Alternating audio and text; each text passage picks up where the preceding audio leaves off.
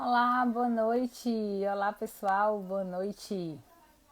Vamos chegando aí a mais uma aula da nossa semana. Seja bem-vinda, Helena. Seja bem-vinda, Samara, Luciana, Fredson também já está aqui. Vamos chegando aí para a gente conversar mais uma noite onde a gente vai poder estar conversando sobre essa temática de como conduzir a audiência trabalhista, a ADF, a advocacia também. O pessoal tá chegando, doutor Hélio Advocacia, o doutor Magidiel. A gente está falando um pouco dessa temática. O Isaac também está sempre conosco, seja bem-vindo. Boa noite, pessoal. Estão me ouvindo bem? Estão me vendo bem? Marcelo também, sempre presente, seja bem-vindo. Yaya Moraes.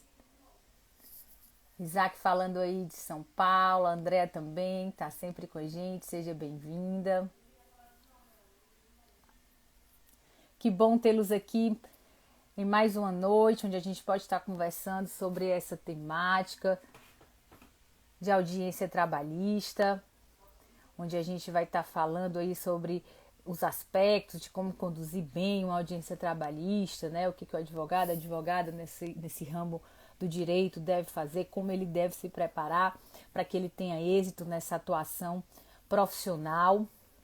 Então sejam todos muito bem-vindos a mais uma aula do nosso Direito do Trabalho em Debate, essa semana, quinta-feira, um dia diferente, mas que bom que vocês vieram, que bom que vocês estão aqui. Sejam muito bem-vindos.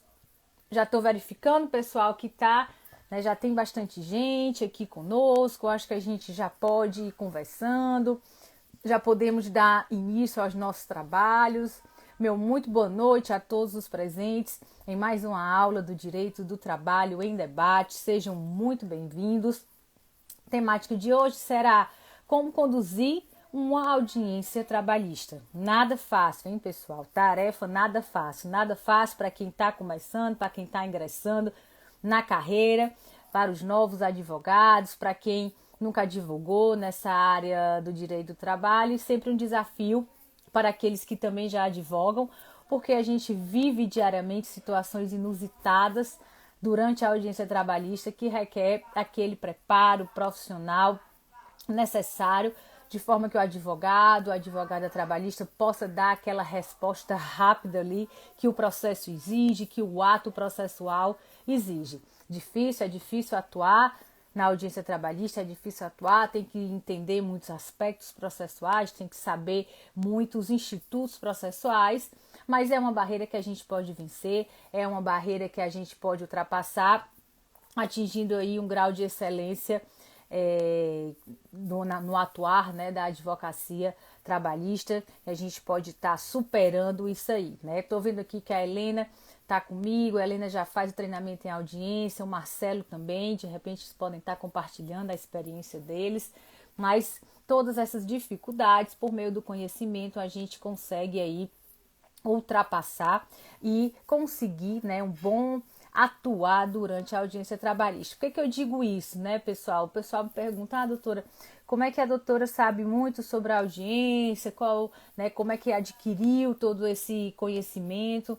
E aí eu vou compartilhar aqui um pouquinho com vocês, né? Eu já advoguei na área privada, eu me formei em 2003, no segundo semestre em 2003, sou formada aqui pela Universidade de Fortaleza, no Ceará, no ano de 2004 até mais ou menos maio de 2005. Eu advoguei na esfera privada, mas tão logo eu me formei, em janeiro de 2004, eu decidi que queria concurso público, mas até passar no meu primeiro concurso público, eu atuei como advogada privada e vivenciei as agonias, né, que os senhores, os doutores também vivenciam, vivenciei as dificuldades, não foi fácil, foi difícil para mim também, essa época, inexperiente, saindo da graduação, adentrando no escritório grande de Fortaleza, e esse atuar foi muito aprendizado, pouco tempo, foi mais ou menos 1 ano e 4 meses.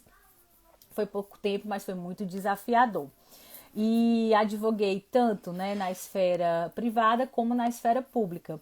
Passei o meu primeiro concurso, eu passei em 2005 e eu fui ser analista judiciário no Tribunal Regional do Trabalho da 14ª Região, em Rondônia, com sede em Rondônia. Então, eu saí de Ceará e fui para Rondônia. Alguém aqui do norte, alguém aqui da região, e fui lotada no interior de Rondônia. Morei no interior de Rondônia durante o ano de 2005, cidade chamada Machadinho do Oeste, né? Longe, distante aí da capital Porto Velho. E em 2005 eu passei para a procuradora do estado do Acre. Então, eu exerci tanto a advocacia privada como a advocacia pública. E fui morar em Rio Branco, no Acre. Morei em Rio Branco, no Acre, atuei como procuradora do estado no Acre. Tem alguém do norte? Por isso que eu pergunto se tem alguém do norte, porque conheço bem Rondônia, conheço bem o Acre. Morei no interior de Rondônia, morei em Rio Branco, fiz grandes amigos nesses 2 estados em específico. E atuei pouco tempo no Acre, 3, 4 meses, quando passei na Procuradoria do Estado em Sergipe. Então, tendo passado por Rondônia, tendo passado pelo Acre, fui para Sergipe também atuar na área da advocacia pública como procuradora do Estado do Acre, como procuradora do Estado de Sergipe, e lá eu atuei na área civil, né? Então, na esfera pública, em Sergipe eu advoguei nessa área civil, fiquei como procuradora de Sergipe, conheci também o interior de Sergipe, fiz grandes amigos em Sergipe também, e estando em Sergipe eu passei no concurso da magistratura do trabalho e assumi no Maranhão. Então já rodei um bocado desse nosso Brasil, passei por Rondônia, Acre, fui para Sergipe, de Sergipe fui para o Maranhão, assumi no Tribunal Regional do Trabalho da 16ª Região como juiz do trabalho substituta lá no Maranhão. Fiquei no Maranhão, né, praticamente 1 ano, uma experiência maravilhosa também, graças a Deus fiz amigos maravilhosos, um tribunal excelente, tive a oportunidade de vivenciar, né, e sentir a administração do Tribunal do Trabalho da 16ª e consegui algo inusitado, pessoal. As coisas acontecem na vida da gente que a gente nem acredita e talvez a gente pense que não seja nem merecedora de tanto. Eu consegui um dos institutos mais difíceis na esfera do direito administrativo, que foi uma permuta.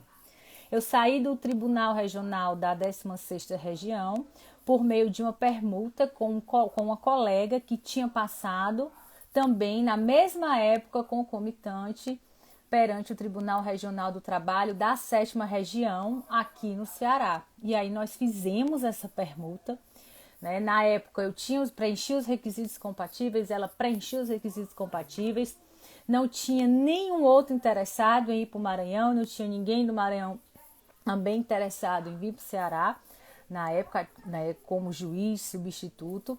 E em 2006 ainda eu permutei com a colega e vim assumir aqui no Tribunal Regional do Trabalho da 7ª Região, onde estou desde o final de 2006, né, atuando como magistrada perante o Tribunal Regional do Trabalho da 7ª Região. Então, só na magistratura, pessoal, eu já tenho essa vivência, digamos, de sala de audiência desde 2006, né? São quase mais de 13 anos, quase 14 anos que a gente faz uma pauta de audiência quase que diária, de terça a quinta pelo menos, de segunda a quinta pelo menos, dependendo vara da capital, vara do interior, onde a gente pega uma pauta diária, em média, de 13 a 14 processos. E nesse aspecto a gente vê e vivencia em tudo em audiência. E eu, durante todos esses anos, eu fui compilando aí esse aprendizado, o que podia acontecer, casos, né, inusitados. Fui buscar respostas a problemas práticos que a gente não encontra em manuais, em teoria. Às vezes é difícil porque a leitura do livro, a leitura da teoria não te dá a resposta nessa esfera prática. E, né, após compilar esse conhecimento, após compilar toda essa prática, né, foi que eu decidi, né, por meio da rede social, estar compartilhando aí todo esse conhecimento. Estou na academia, sempre fui professora. No período que eu advoguei na esfera privada, era professora de inglês, dava aula de inglês em uma escola particular aqui em Fortaleza. Durante toda a minha faculdade, até o meu primeiro ano de advocacia, ministrei aula de inglês. Saí da aula de inglês para dar aula na esfera do direito, na área do direito. Recebi um convite e por onde passei, por onde atuei também, sempre conciliei com a academia.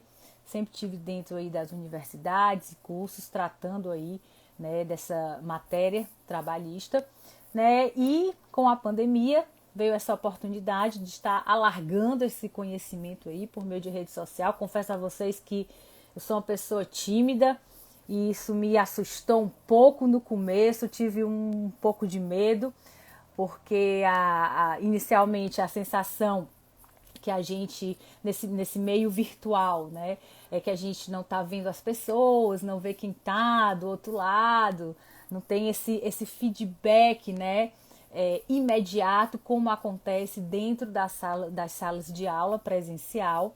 Mas a pandemia trouxe esse desafio e eu aceitei esse desafio e mudei a opinião em relação a isso. Hoje a minha opinião é completamente diferente. Me sinto muito à vontade para dar aula por esse meio virtual, me sinto muito feliz. É bom porque eu não saio de casa, então eu faço de dentro de casa mesmo. Né? Quem acompanhou o feed dessa semana viu que eu faço mesmo aqui no quarto da minha filha. Arrumei um cantinho aqui, estou me adaptando, diferente do Dr. Ricardo, que sempre teve seu gabinete, né, Dr. Ricardo? Compartilhou essa experiência. E então é isso, pessoal. E a gente está nessa jornada aí em conjunto, né? E o que eu puder ajudar, o que eu puder promover a carreira de vocês dentro da academia, na forma acadêmica, é um prazer enorme. Eu acho que a nossa missão é essa mesmo aqui.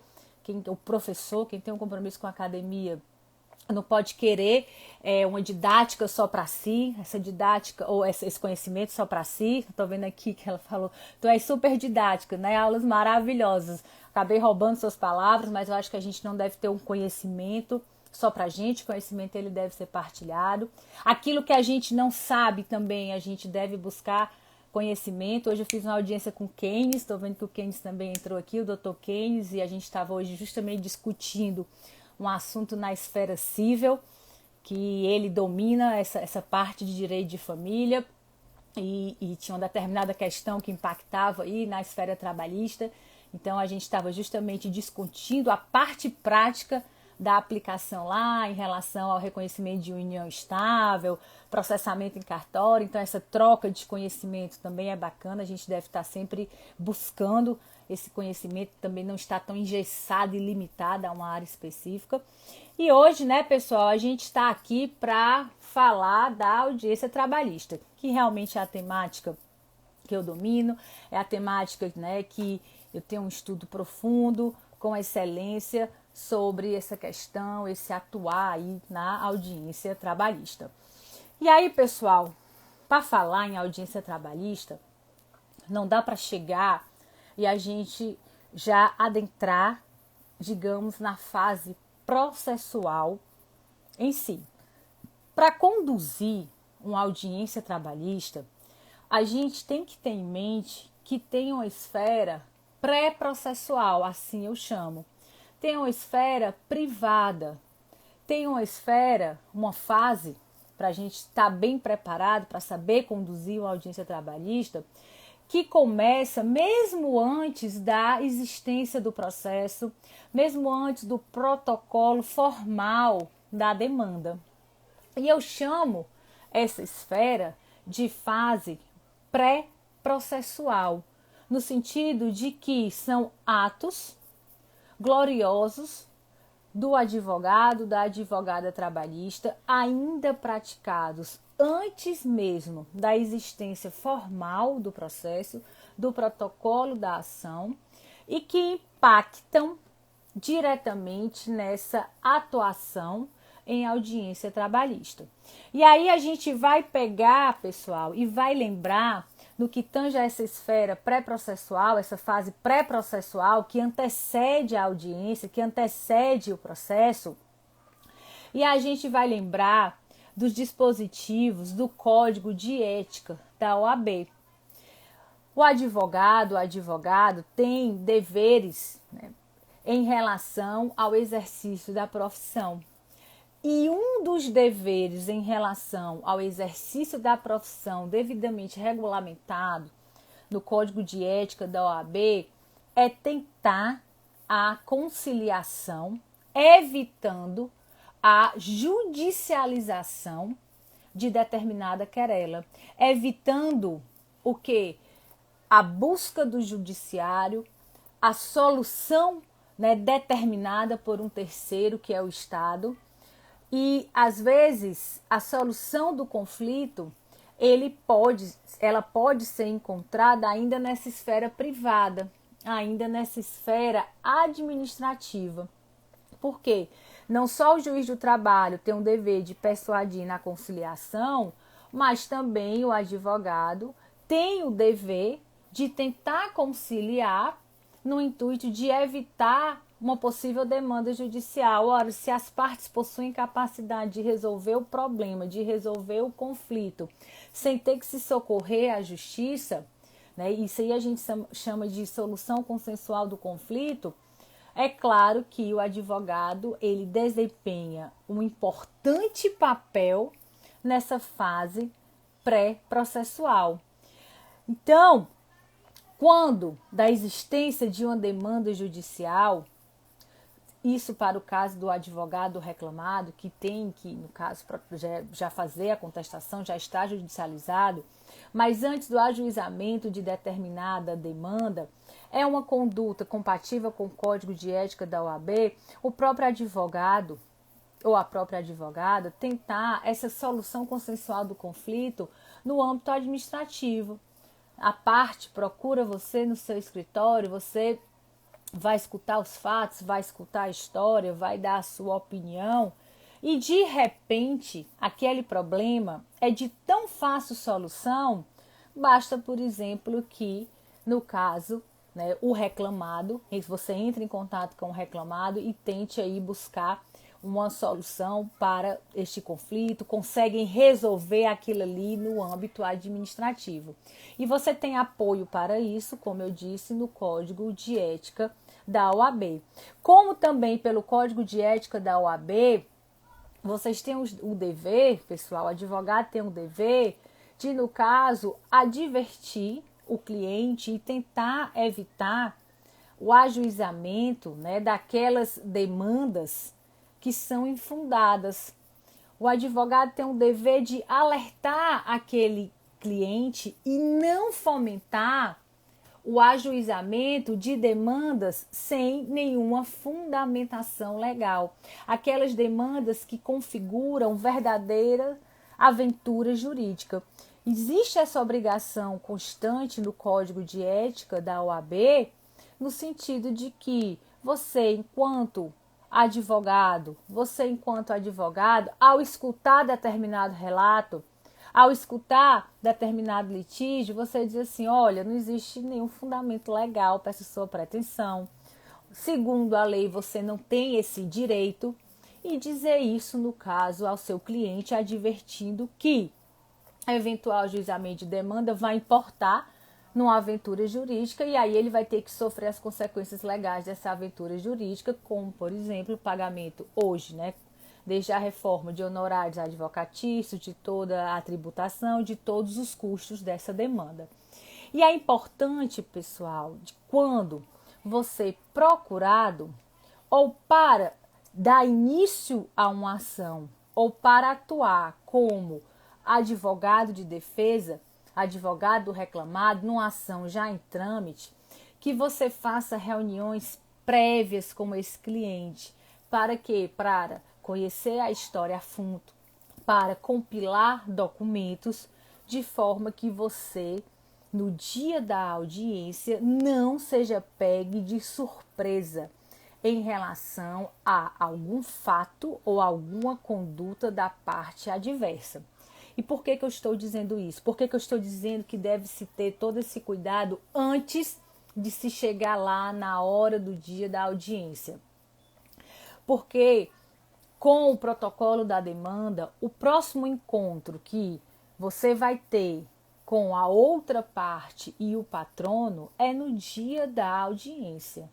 Não tem no processo do trabalho, como no processo civil, uma audiência só de conciliação. Não, o confronto, digamos assim, não o confronto, o encontro judicial é ali naquela audiência única, designado, e você vai ter que estar preparado para esta audiência. Isso significa que você vai ter que ter pleno domínio dos fatos, do que de fato aconteceu, pleno domínio das documentações que foram acostadas, pleno domínio, né, da narração que aquele cliente fez para você, de forma que durante a audiência você não seja pegue de surpresa. E é muito comum, pessoal, em audiência, não é raro no caso em audiência, na hora da audiência, o patrono, o cliente dizer qualquer coisa ou contar qualquer fato e o patrono dizer o seguinte, eu até compilei aqui umas frases corriqueiras. O patrono ser pego de surpresa e dizer assim, ai doutor, eu peguei o processo agora. Mostra o quê? Mostra talvez uma falta de zelo ou uma emergência do cliente que somente lhe contratou ali minutos antes, horas antes, mas frases desse tipo, doutor, cadê a defesa? Não tem defesa não, vai fazer defesa oral? Aí o advogado fica olhando, ai doutor, eu peguei o processo agora. Ou seja, é uma insegurança que não deve ser demonstrada aí no ato da audiência. Pegou o processo agora, foi algo excepcional, realmente, né, foi uma eventualidade, você não tem o hábito, obviamente, de aceitar demandas de última hora, porque você precisa fazer as reuniões, compilar os documentos, mas diante dessa eventualidade, você, no caso, aceitou essa representação, estando preparado para a audiência, quando o juiz pergunta, vai fazer defesa oral? Vou fazer defesa oral. E já tendo lido ali, pelo menos a petição inicial e visto os documentos que foram acostados com a inicial, você consegue construir, ainda que de forma oral, uma tese de defesa compatível com os interesses do seu cliente. Outra frase corriqueira que a gente escuta muito, pessoal, é em audiência. Doutor, cadê os cartões de ponto? Esqueci. Isso tanto para o magistrado ouvir, como também para a parte contrária ouvir. Esqueci. Ai, cadê isso aqui? Não, esqueci.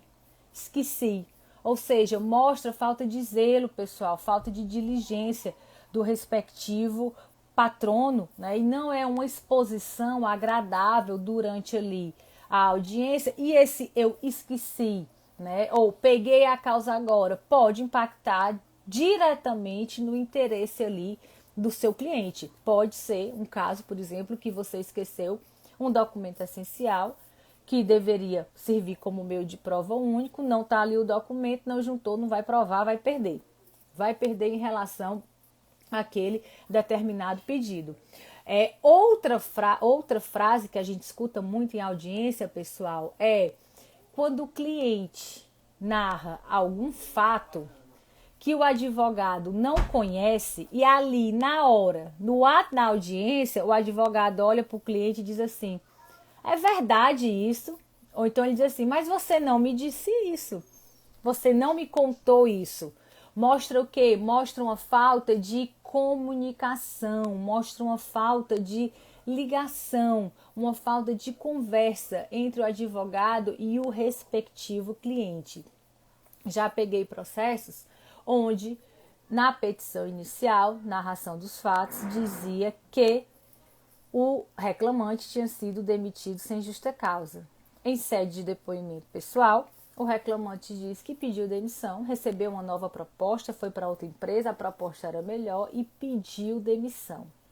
Cadê a comunicação aí, pessoal, entre o advogado e o cliente. É bom que se faça aquela entrevistazinha em relação à narração fática. Isso na esfera o quê? Na esfera administrativa, na esfera privada, isso antes de se chegar à audiência, muitas vezes antes de se iniciar o processo. Você trabalhou para quem? Esse trabalhou para quem vai definir o empregador. Trabalhou por quanto tempo? Data de admissão, data de término contratual. Trabalhou em que função? Ganhava quanto por mês? Ou ganhava quanto por produção? Qual era o horário de trabalho? Você só consegue construir as teses quando a demanda trata de um contrato de emprego se você fizer essa entrevista e se você tiver essas informações para que você possa construir e fundamentar a sua tese. Então, na fase pré-processual, digamos assim, antes da audiência, você, em função do contrato de representação que você tem com seu cliente, você deve ter o pleno domínio dos fatos, conforme narrados pelos clientes. Você deve ter o pleno domínio da documentação que esse cliente possui para poder, no caso, provar as suas alegações. A partir daí é que você está apto, digamos assim, a construir tanto uma tese inicial como uma tese de defesa. E aí, pessoal, uma vez ajuizada a demanda, a gente já passa para a fase processual. Uma vez protocolado o processo, uma vez protocolada a reclamação trabalhista, a gente adentra nessa fase judicial. E o que é mais importante, né? Nesse primeiro momento, digamos assim, no momento do ajuizamento da demanda, de forma que a sua peça não apresente nenhum vício capaz de extinguir aquele processo. É a questão da representação. A representação, ela importa a juntada de procuração específica, onde, né, o outorgante dá aqueles poderes, né, para o outorgado, no caso o advogado. Então, a juntada de procuração, acompanhando a peça inicial ou a peça de defesa, é um documento indispensável para, no caso, confirmar essa representação, e isso vai impactar na audiência trabalhista. Por quê? Porque muitas vezes o reclamante não pode estar presente por um motivo de força maior, mas há um interesse no acordo. E aí, mesmo diante da ausência do reclamante, em alguns casos, se o advogado possui poderes para transigir, se o advogado possui poderes para conciliar, as partes conseguem chegar àquela conciliação, ainda que diante da ausência do reclamante por ocasião de força maior. Tem juízes que exigem a petição assinada em conjunto, tem juízes que exigem apenas a presença do advogado com poderes para conciliar, para homologar determinado acordo. Então, a comprovação dessa representação por meio de procuração se mostra indispensável. Para quê? Para que a audiência ela possa começar e transcorrer. Então, a primeira coisa que a gente tem que verificar quando da abertura da audiência trabalhista, protocolado o processo, é a questão da representação das partes. Quem é que está presente? É o próprio autor? E o próprio autor, ele está acompanhado de quem? Ele está acompanhado de determinado advogado. Esse advogado possui procuração nos autos? Ele tem, no caso, essa representação em relação àquele cliente que está ali? E aí entra todos aqueles casos, pessoal, não está o advogado, mas está um subestabelecimento. Tem um subestabelecido. O subestabelecido pode ser com reservas, pode ser sem reservas.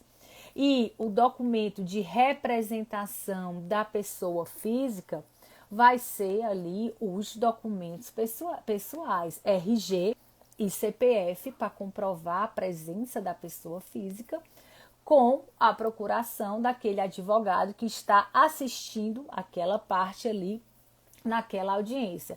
Aí nas audiências por meio de videoconferência, exige-se a exibição do documento de identidade, assim como acontece nessas audiências presenciais. A gente tem que provar, né? A gente tem que atestar, não é provar, se a parte é realmente ali aquela parte que está presente, é o que se diz titular de determinado direito, para que a gente possa conseguir prosseguir na audiência. Por quê? Porque os vícios de representação por parte do autor vão fazer com que o processo seja extinto. E o vício de representação por parte do réu, se não corrigido, conforme o CPC, é uma das hipóteses de revelia, conforme o CPC, se houver vício de representação em relação ao réu. Então, é uma consequência jurídica aí pesada, por conta desse vício de representação. E aí existem certas peculiaridades, e aí a gente encontra muito erro processual de representação nesse sentido. Espólio, o espólio do falecido empregado. Quem é que representa o espólio do falecido empregado? É o inventariante. Mas eu preciso abrir um processo de inventário? Não, eu não preciso abrir um processo de inventário. Por quê? Porque eu tenho uma legislação especial em relação aos créditos trabalhistas, a Lei 6858 de 80, que diz que os créditos não recebidos em vida, em razão do extinto contrato de trabalho, por morte do empregado, são devidos aos dependentes cadastrados perante o INSS, perante ali os beneficiários da Previdência, os supostos beneficiários da pensão por morte. E dispensa, no caso, a abertura do inventário formal. Mas eu preciso Eu preciso provar, por exemplo, que a Raimunda era companheira, que a Raimunda era esposa. Eu preciso provar que o João era filho, que a Francisca era filho. E eu preciso de toda essa documentação no que tange a representação do espólio, para que o processo possa tramitar regularmente. Se houver vício em relação a isso, o processo ele não vai tramitar regularmente. E em relação à pessoa jurídica, quem é que representa a pessoa jurídica? A representação da pessoa jurídica, ela pode se dar por meio dos sócios ou por meio dos administradores. Mas eu preciso do quê? Eu preciso do contrato social da empresa. Eu preciso dos estatutos sociais da empresa acostados aos autos para eu verificar se aquela pessoa é realmente sócio, se aquela pessoa é realmente diretor, para atestar, no caso, essa representação, ou até mesmo nos casos em que a empresa manda um preposto, de que aquela carta de preposto, de que aquela representação por meio da carta de preposto é legítima. Como é que eu vou saber se quem deu poderes ao preposto tinha esses poderes? Para que o preposto possa estar tomando decisões em audiência, para que o preposto possa estar dispondo e subscrevendo, por exemplo, determinadas conciliações. Então, eu tenho documentos indispensáveis que devem acompanhar não só a peça inicial, como também a defesa da reclamada por meio de habilitação específica. Primeiro, em relação aos documentos pessoais do autor e, segundo, em relação aos atos constitutivos, contratos sociais do respectivo reclamado, né, ou devida carta de preposição outorgada pelo reclamado, para que a audiência ela possa, no caso, transcorrer, seguir aí o seu curso normal. Então, pessoal, nós já tivemos aqui uma série de diligências e cuidados indispensáveis para que a audiência trabalhista ela possa acontecer, para que ela possa transcorrer aí de forma normal. Primeiro, né, no caso, o cuidado do advogado ou da advogada ter plena ciência dos fatos, estar alinhado com o cliente, não ser surpreendido com o cliente, pelo cliente na hora da audiência, com fatos que não sabia, né, que foi contratado agora, que não teve tempo. Então, isso aí não são escusas, né, no sentido de você não atuar bem e prejudicar determinado cliente. Então, você tem que estar alinhado com o cliente, seja patrono, seja advogado do autor, seja advogado do réu. Segundo, você tem que ter muito cuidado se a representação do seu cliente está regular, se você juntou os documentos pessoais dele, se você juntou a carta de procuração, a procuração, se você juntou a carta de preposição, atos constitutivos. Por quê? Porque logo após o pregão da audiência, cabe ao juiz verificar tudo isso. E se houver vício de representação e não for sanado, o processo ele é extinto sem julgamento do mérito. Ou se o vício de representação for da reclamada e não for sanado, aí, segundo o CPC, é aplicada a revelia aí à respectiva reclamada. E estando tudo corretinho, estando tudo show, aí a audiência, a representação está regular, aí a audiência ela pode prosseguir normalmente. Prosseguindo normalmente, estando qualificadas as partes e os patronos, vem aquela fase da conciliação. Primeira fase da audiência trabalhista é a questão da possibilidade do acordo. O juiz ele tem um dever legal, o juiz do trabalho, de persuadir o que ele puder as partes para que eles cheguem a essa conciliação. Mas essa conciliação, pessoal, que se é chegada judicialmente como forma de solução consensual do conflito, ela tem que se dar no interesse do autor e do réu. Não é algo que vá beneficiar um ou outro. Não é algo que vá beneficiar o patrono, o advogado. É algo que vai resolver o litígio conforme aquelas partes que estão envolvidas nesse litígio, autor e réu. E para que se chegue a essa conciliação, você deve ter parâmetros bem definidos. E um dos parâmetros, um dos melhores parâmetros tirando questões comportamentais, mas um dos melhores parâmetros objetivos para que você chegue a uma conciliação é você ver o que é incontroverso na demanda. Parcelas incontroversas, pessoal, elas não podem ser negociadas. Por que elas não podem ser negociadas? Porque elas têm que ser pagas. Elas são incontroversas. Não existe controvérsia sobre aquele valor, sobre aquelas parcelas, elas são devidas e elas precisam ser pagas.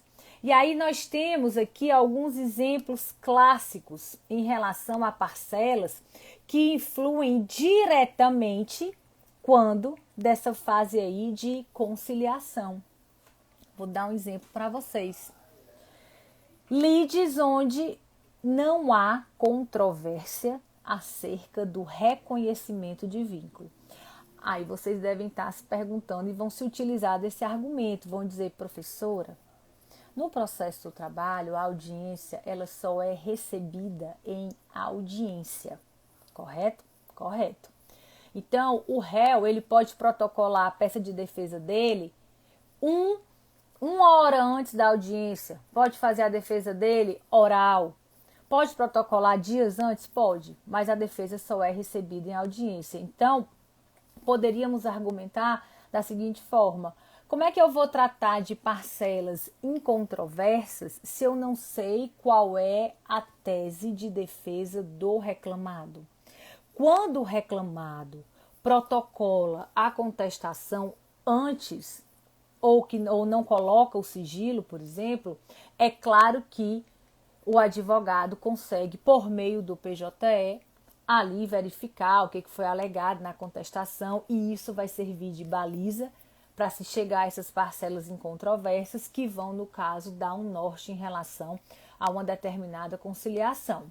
Mas nos casos, ou que a contestação é protocolada em sigilo, ou que a contestação é protocolada logo antes da audiência, que de fato o advogado do autor desconhece o teor dessa defesa, como é que ele vai tratar, como é que ele vai balizar aí parcelas incontroversas, se ele não sabe qual é a tese? Pois bem, voltando ao exemplo que eu dei para vocês.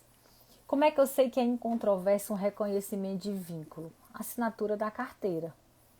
Se o autor teve a carteira assinada, se ele teve a carteira assinada, é incontroverso aquele vínculo naquele período que consta na assinatura da CTPS.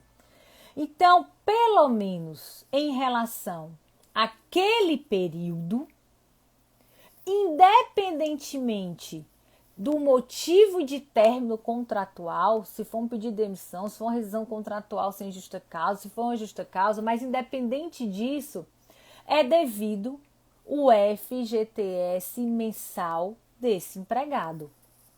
Então, se você está diante de uma demanda em que há alguma anotação na CTPS, você já sabe que pelo menos o FGTS vencido em relação àquele contrato anotado não vai servir de baliza para um acordo. Por quê? Porque a parcela incontroversa tem que estar recolhido. E aí você tem que ter tido cuidado de pegar o extrato na Caixa Econômica, geralmente a Caixa Econômica envia mensal os valores por respectivo titular. Você tem que ter tido esse cuidado de pegar esse extrato, verificar se não há recolhimento ou se há, mas o fato é que esses recolhimentos mensais de FGTS não vão servir de baliza aí para determinado acordo. Quer ver outro exemplo? Que é muito comum, o empregado, ele é demitido sem justa causa, é confeccionado um TRCT, o reclamante, no caso, junta esse TRCT nos autos, alega que nada foi pago desse TRCT e há uma presunção que de fato não foi pago porque o TRCT não está assinado. Aí, para fins de acordo, o reclamado quer pagar 50% das parcelas ou do valor que está lá no TRCT, a título de acordo. Muitas vezes, apressadamente,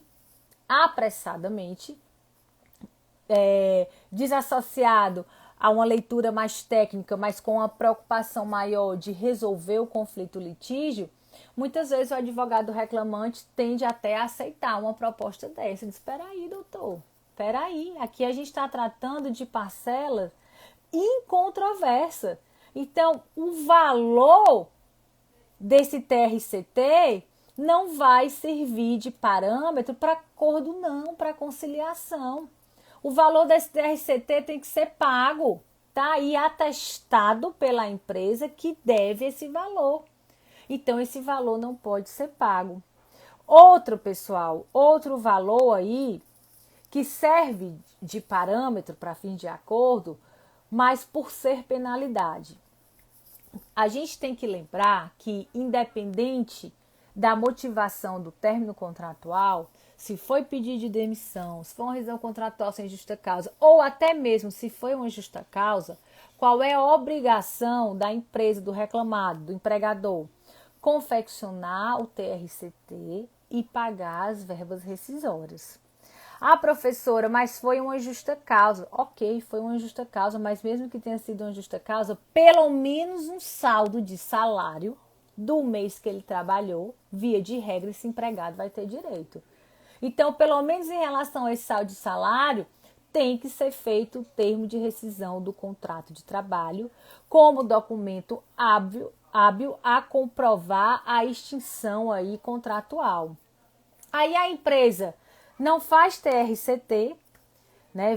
Aí é demandada, né? O reclamante ex-empregado entra com ação judicial, obviamente ele vai pedir o pagamento da multa do 477. Por quê? Porque as verbas rescisórias não foram pagas no tempo correto. E a multa do 477, pessoal, quando não tem TRCT, ela é devida. independente da motivação do término contratual. Por quê? Porque ainda que a gente trate de uma justa causa, tem aquele saldozinho de salário que tem que ser pago e tem que ser pago no prazo legal. E o documento hábil para aprovar esse pagamento é o TRCT. Então, se não foi feito, a multa do 477 é devida, de um jeito ou de outro. Ainda que a contestação traga uma tese de abandono, por exemplo, a multa do 477 vai ser devida, porque não foi feito TRCT e não foi pago aí o saldo salarial em relação ao mês trabalhado. Então, quando a gente chega nessa fase da audiência, da conciliação, é importante que os advogados se utilizem como parâmetro objetivo para se chegar a um valor de acordo, as parcelas incontroversas, que vai poder ser negociado, que vai poder ser objeto de acordo, é a partir do incontroverso para cima. Por quê? Porque se for só o incontroverso, qual é a obrigação do reclamado empregador? Pagar na audiência. Todas as parcelas incontroversas têm que ser pagas ali naquela audiência onde há o recebimento da defesa. O reclamado, empregador, tem que levar o dinheiro, ele tem que levar o dinheiro para fazer o pagamento, para fazer essa quitação em audiência. Não trouxe, então vai incidir a multa do 467. Então, por exemplo, parâmetros de acordos. Verbas incontroversas mais multa do 477 mais a multa do 467. É razoável? Razoável. É razoável. Vai pagar o incontroverso, vai pagar o 477 porque atrasou o pagamento e vai pagar o 467 porque se não houver o acordo, por exemplo, vai incidir a multa do 467 de qualquer maneira, em sede de sentença. FGTS vencido contratual, mês a mês, é incontroverso? É incontroverso. Vai pagar? Vai ter que pagar se foi reconhecido o vínculo, vai ter que pagar independentemente de motivação do término contratual. Então, pessoal, quando fosse chegar a essa proposta de conciliação, é bom que os advogados estejam bem atentos a essas parcelas incontroversas e que se utilizem dessas parcelas incontroversas para dar início à negociação e início à construção dessa proposta aí de acordo, sabendo que aquilo que é incontroverso é irrenunciável. O reclamante já tem direito, o empregado já tem direito, porque integrou o seu patrimônio jurídico. Então, sobre essas parcelas, não se admite aí nenhum tipo de negociação. Em relação à multa do 477 e à multa do 467, tem que verificar qual o posicionamento aí do magistrado. Por quê? Porque elas possuem natureza jurídica de penalidades. E as penalidades, elas podem ser perdoadas. Então, a depender do entendimento do magistrado, se o magistrado entender que a penalidade possa ser perdoada, aí essas multas, né, podem ser excluídas aí para fins de apuração ou de construção, a se chegar a um determinado valor a título de proposta de acordo. E é importante, pessoal, que na audiência os advogados conduzam essa construção a título de solução consensual do conflito. Não deixem uma parte estar se dirigindo à outra. Vocês estão em audiência, vocês possuem poderes de representação outorgados e dados pelo cliente. Então, quem tem que conduzir as negociações, porque envolve conhecimento técnico, são os advogados.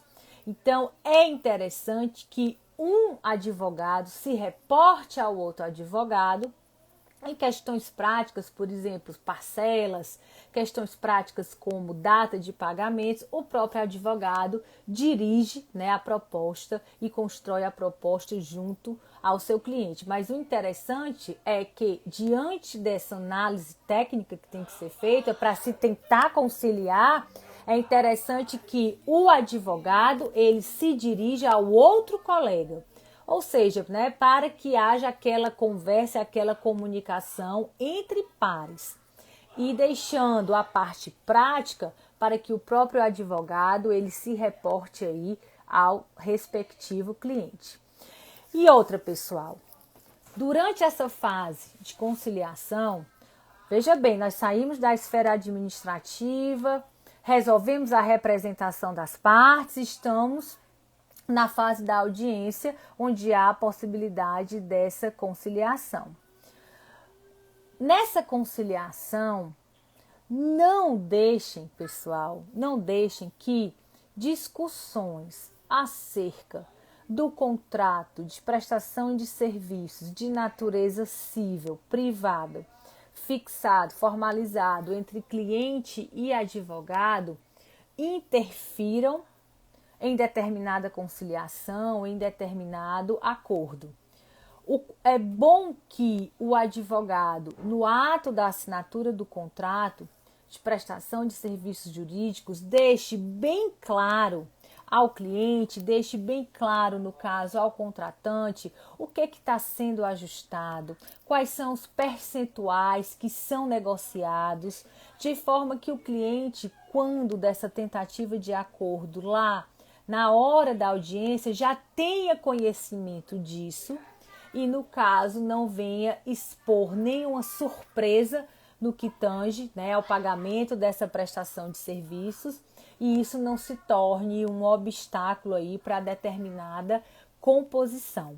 Então, é interessante que, quando da assinatura do contrato de prestação de serviços, o advogado deixe bem claro ao cliente quais os percentuais negociados, sobre quais parcelas vai incidir esse percentual, se tiver acordo, como é que esse percentual vai ser cobrado, se não tiver acordo, se for na sentença, como é que vai ser cobrado esse percentual, para que não tenha nenhuma surpresa relativa a essa matéria ali na hora da audiência, que fica algo muito constrangedor, tanto no caso, né, para outra parte, como também no caso para o juiz. Por quê, pessoal? Porque esse contrato civil, o advogado ele pode contratar o que quiser com seu cliente. O juiz ele não pode se imiscuir nesse contrato de prestação de serviço. A Justiça do Trabalho não tem nenhuma competência para declarar ou cobrar, declarar nulidade de cláusula ou cobrar, no caso, qualquer valor devido em função desse contrato. É algo realmente privado, que é negociado no âmbito privado e que, obviamente, o cliente já deve ter um conhecimento prévio, né, sobre o ônus que ele vai ter em razão daquele serviço que está lhe sendo prestado, em razão da qualidade e excelência do serviço que o advogado ele está se propondo a realizar em benefício daquela representação, em benefício daquele cliente.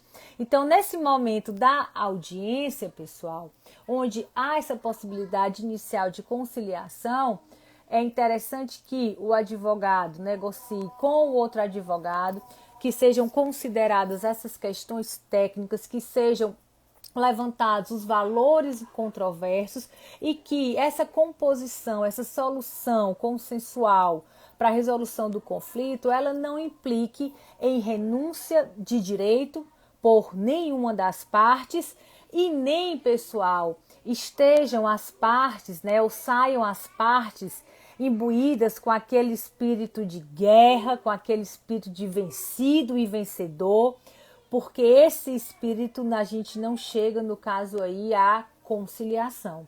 A gente chega à conciliação com o espírito de querer resolver e de muitas vezes reconhecer que realmente o outro tem direito e por parte, né, do autor muitas vezes reconhecer que já recebeu essa parcela também, para que as próprias partes possam construir a melhor solução para esse conflito, porque são as partes representadas pelos advogados que vivenciaram esses fatos, que melhor podem achar essa solução, porque conhecem aí o que viveram, ok? Bom, deixa eu ver aqui alguns comentários, pessoal. Depois dessa fase de conciliação, se não houver a conciliação, a próxima fase da audiência, a gente passa por recebimento da defesa e aí vai partir aí para a fase instrutória, né? Alguns comentários aqui, né? A Dani está falando: eu participei de uma audiência por vídeo e a advogada mal abriu a boca e o juiz estava com pressa. Foi péssima a instrução, me senti lesada. Jamais pode haver esse sentimento na audiência, né? Eu tenho a opinião que o juiz não pode ter pressa em fazer a audiência. Existem fatos menos complexos, fatos mais complexos que demandam aí uma apuração mais demorada. Quando a gente fala em audiência por videoconferência, não combina a pressa, porque existe uma certa dificuldade das partes em adentrarem, no caso, a sala de audiência. Tem que ter a conferência em relação a essa representação. Você está no meio da instrução e a conexão cai. Então, a pressa, ela não, na minha opinião, ela não combina com uma boa instrução. E é ruim quando a própria parte sai com esse sentimento de que o advogado não fez nada por ela, de que o advogado não falou nada. E esse sentimento é realmente um sentimento muito ruim. O Saulo está comentando: que pena, nem sempre a justiça é justa mesmo. Saulo, o ideal de justiça, ele é um ideal que tem um plano objetivo, né? Mas tem um plano subjetivo. Às vezes o juiz acha que promoveu a justiça, né? Está convicto na sua sentença, e a parte contra quem, né? Para quem aquela sentença é desfavorável, tem uma percepção já diferente de que o juiz foi injusto e tudo. Então, dentro do plano subjetivo, que cada um acha o que é justiça, ou que cada um acha que tem direito, é complicado a gente, né, dizer que a justiça foi feita. Mas o importante é que o juiz, nessa missão, ele se atenha aí, né, ao princípio da legalidade, ao princípio do devido processo legal, e que ele tenha uma convicção plenamente formada com base na instrução, com base na prova processual, no sentido de ele tentar realizar aí essa justiça, pelo menos no plano objetivo. A Riva está comentando: quando o cliente mesmo informado de um direito prefere não incorrer em sucumbência, o que o advogado deve fazer, professora? Aí o advogado, ele tem que, no caso, né, adentrar naquela questão de que realmente, se ele tem esse direito, que ele pode, no caso, estar postulando esse direito, de que se ele não pode ter medo, né, de pedir, de questionar o direito por conta aí da sucumbência. Se preencher os requisitos, tem a questão da justiça gratuita. Ninguém deve, pessoal, ter o acesso à justiça tolhida com medo de perder uma demanda, se o que está sendo discutido possui fundamento, possui plausível, se é um direito plausível, se é um direito provável, se existe uma fundamentação que sustente pelo menos aquela discussão. Então, o processo, a justiça, ela existe para isso, né?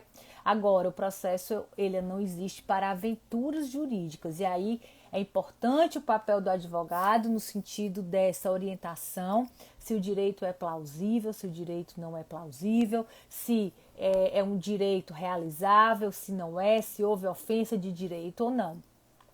Essa análise tem que ser feita aí pelo advogado nesse sentido, mas não se deve deixar de procurar o judiciário quando o direito for violado, com medo de sucumbência. Professora, a Ana está perguntando: quando ocorre o abuso de autoridade por parte do juiz contra o reclamante, como proceder? No caso, Ana, se for uma decisão, você tem sempre os protestos em audiência, que você pode, no caso, estar se utilizando. Dependendo da circunstância, pode ser alegada a suspeição, de determinado magistrado, a depender da conduta aí que esse magistrado empiricamente ele possa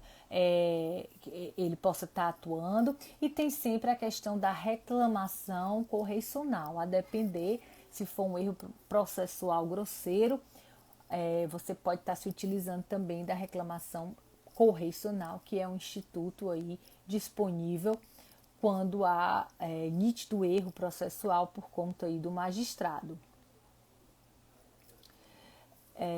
Mas ele teve, doutora Dani, pois não queria ouvir a testemunha, minha testemunha fundamental não conseguiu acessar e o juiz falou que tinha outra audiência e estava atrasado. Dani, eu peguei hoje um processo que era videoconferência, estava na hora da videoconferência, eu adentrei, o reclamado adentrou e o reclamante não adentrou a sala virtual, e o patrão do reclamado foi logo pedindo o arquivamento dos autos. Eu disse, não, doutor, calma. Aqui as audiências, elas são por videoconferência, é um fato notório de que existe uma dificuldade de acesso. Quando as partes não conseguem, geralmente entram em contato por meio do e-mail da vara, e foi realmente isso que aconteceu, Dani. O reclamante estava com dificuldade de acesso, a gente esperou um pouco, o secretário de audiência deu passo a passo para ele. Muitas vezes a gente está tratando com pessoas que não têm esse aparato tecnológico, né, de tão fácil manuseio como é para alguns de nós. E ele adentrou, na sala de audiência 10 minutos depois, 12 minutos depois, e foi feito um acordo. Qual foi a dinâmica que eu adotei na minha sala de audiência por meio de videoconferência? Eu alarguei o tempo entre uma audiência e outra. Entre uma audiência e outra, agora eu estou dando aí um intervalo de 45 minutos, justamente para questões processuais como esta. Você está no meio da instrução e cai a conexão até todo mundo voltar. Então, as audiências por meio de videoconferência me fez refletir um pouco sobre a dinâmica da minha pauta, e eu espacei mais as minhas audiências. Coloquei um intervalo maior entre uma audiência e outra, para que a gente pudesse ter esse fôlego aí de estar esperando um pouquinho, se a conexão cair, esperar entrar, e estar resolvendo essas questões para não estar saindo, aplicando aí arquivamento e revelia despropositado. O Saulo está informando, porque muitas perguntas são indeferidas por serem pertinentes e se considera estar provando mesmo quando está mentindo. Muitas vezes é difícil provar a verdade, que as pessoas estão mentindo. É verdade, Saulo, mas existem técnicas que a gente pode estar se utilizando para estar verificando quando o relato ele é verossímil, quando aquele depoimento não é verossímil. Questões técnicas, inclusive, aí comportamentais, né? E do caso você pode estar protestando e estar sempre requerendo, né, a nulidade daquele depoimento. Você pode estar pedindo uma careação, não está falando a verdade, então vamos fazer aqui uma careação, eu quero uma careação. O juiz pode até indeferir, mas você tem lá o seu pedido e tem lá os seus protestos, de forma que isso vai poder ser levado, essa discussão vai poder ser levado para o Tribunal Regional do Trabalho em eventual recurso, no âmbito em sede de segunda instância, ok? Ok, meus queridos, tudo bem? Aí, firmes e fortes. Lembrando, pessoal, que o material dessa aula de hoje está disponível lá no nosso canal Telegram, os conteúdos exclusivos, né? Eles são publicados, remetidos para o nosso canal Telegram. Se você ainda não se inscreveu no Telegram, se inscreve lá no Telegram. Qualquer outra pergunta, pessoal, podem estar utilizando a caixinha de perguntas, a gente pode estar debatendo as respostas e estar atendendo aí, no caso, as respostas, né, a todo mundo, de forma que todo mundo possa estar vendo essas respostas, que eu acho que é do interesse, né, de toda a comunidade, de todos os alunos. Deixo aqui meu boa noite, deixo aqui o meu muito obrigado, sempre um prazer enorme estar aqui com vocês, e a gente se encontra aí na próxima semana. Próxima semana estaremos aqui novamente. Tchau, tchau. Boa noite.